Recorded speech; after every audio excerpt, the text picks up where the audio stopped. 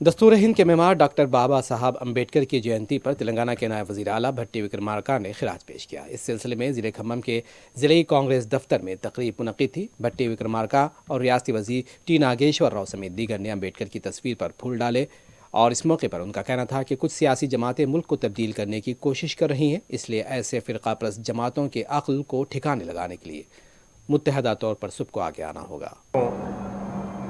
భారతీయులందరూ కూడా గర్వకారణం।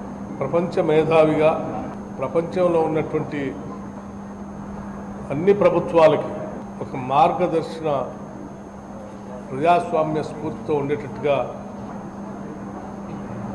ఆ ఆలోచనలన్నింటినీ పుణికిపుచ్చుకొని భారతదేశానికి అద్భుతమైనటువంటి రాజ్యాంగాన్ని అందించారు।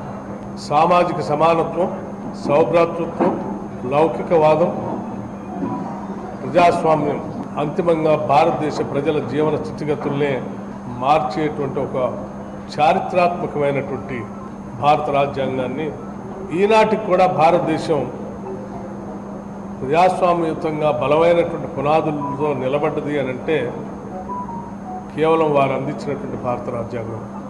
ఫర్ దట్ మ్యాటర్ ఈవెన్ శతాబ్దాలుగా అనేక రకాలైనటువంటి అసమానతతో, తారతమ్యాలతో భారత సామాజిక నిర్మాణం అత్యంత సంక్లిష్టంగా వ్యవస్థీకృతమై ఉన్నదాన్ని ఎటువంటి రక్తపాతం లేకుండా భారత రాజ్యాంగం అనేటువంటి గ్రంథంతో అనేక మార్పులకి నాంది పలికినటువంటి విషయం కూడా